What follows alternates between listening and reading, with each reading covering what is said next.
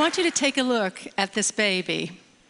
What you're drawn to are her eyes and the skin you love to touch. But today I'm going to talk to you about something you can't see. What's going on up in that little brain of hers? The modern tools of neuroscience are demonstrating to us that what's going on up there is nothing short of rocket science. And what we're learning is going to shed some light on what the Romantic writers and poets described as the celestial openness of the child's mind.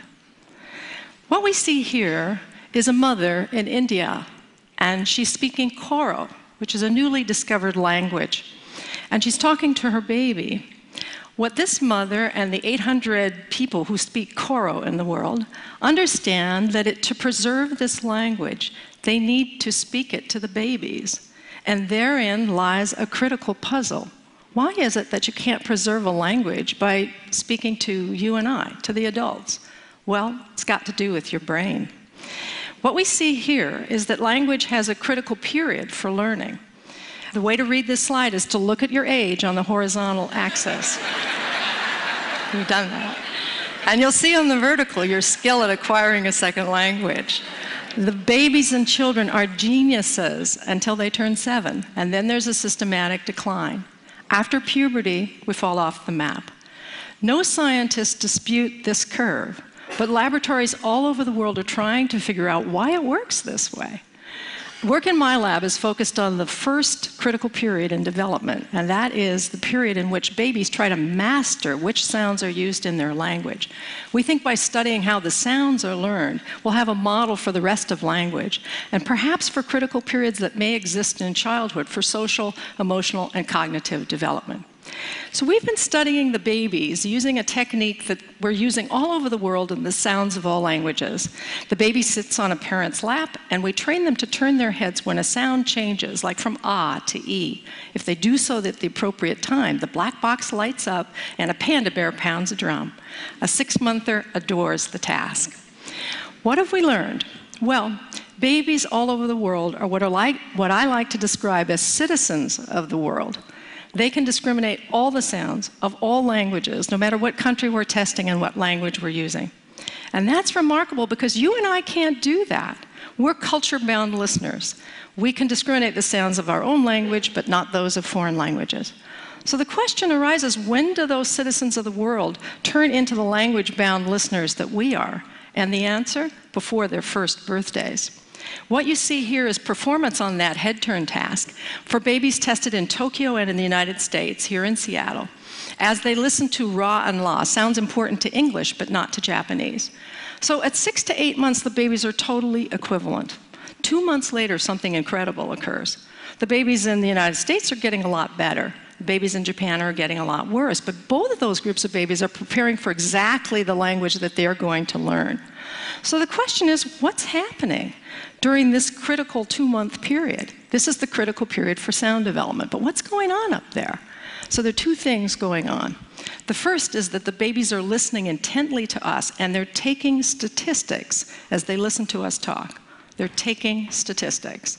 So listen to 2 mothers speaking Motherese, the universal language we use when we talk to kids.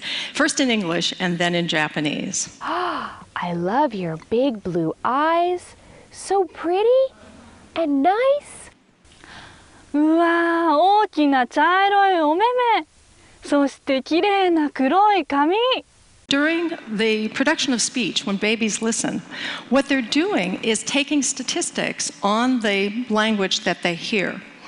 And those distributions grow. And what we've learned is that babies are sensitive to the statistics, and the statistics of Japanese and English are very, very different.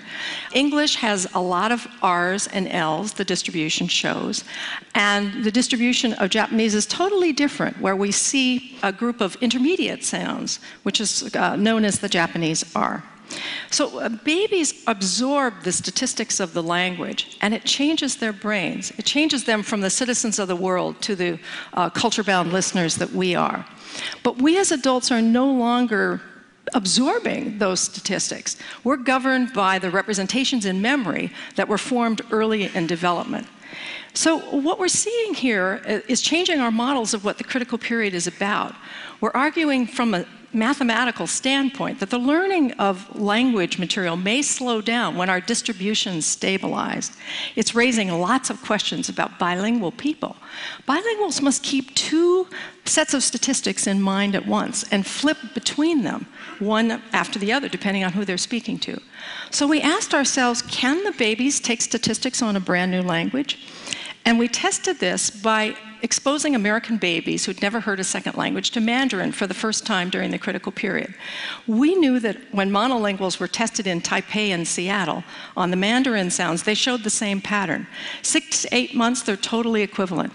2 months later, something incredible happens. But the Taiwanese babies are getting better, not the American babies. What we did was expose American babies during this period to Mandarin. It was like having Mandarin relatives come and visit for a month and move into your house and talk to the babies for 12 sessions. Here's what it looked like in the laboratory. 发生了什么事情哦？小小熊七七在这里，一个绿色的圈圈，绿色的圈圈。绿色的圈圈，来转一下，转一圈，嘿，一圈，再一次哦，转一二三。 So what have we done to their little brains?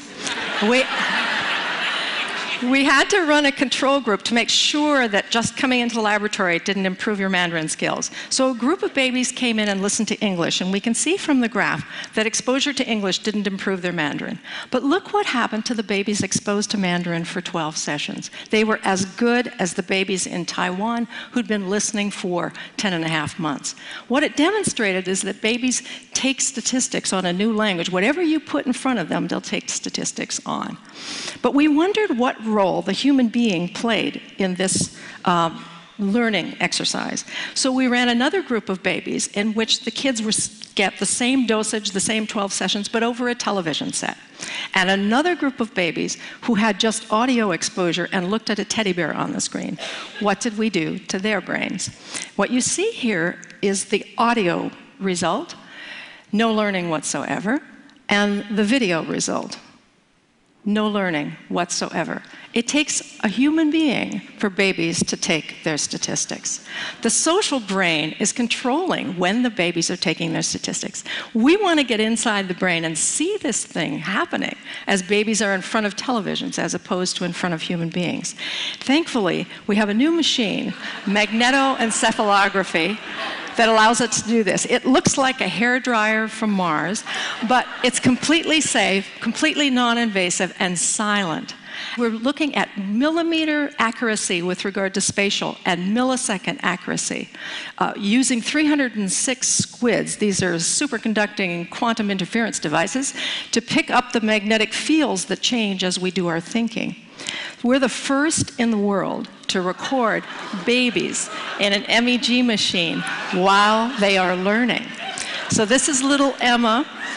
She's a 6-monther, and she's listening to various languages in the earphones that are in her ears. You can see she can move around. We're tracking her head with little pellets in a cap, so she's free to move, completely unconstrained. It's a technical tour de force. What are we seeing? We're seeing the baby brain as the baby hears a word in her language. The auditory areas light up, and then subsequently areas surrounding it that we think are related to coherence, getting the brain coordinated with its different areas, and causality, one brain area causing another to activate. We are embarking on a grand and golden age of knowledge about child's brain development. We're going to be able to see a child's brain as they experience an emotion, as they learn to speak and read, as they solve a math problem, as they have an idea.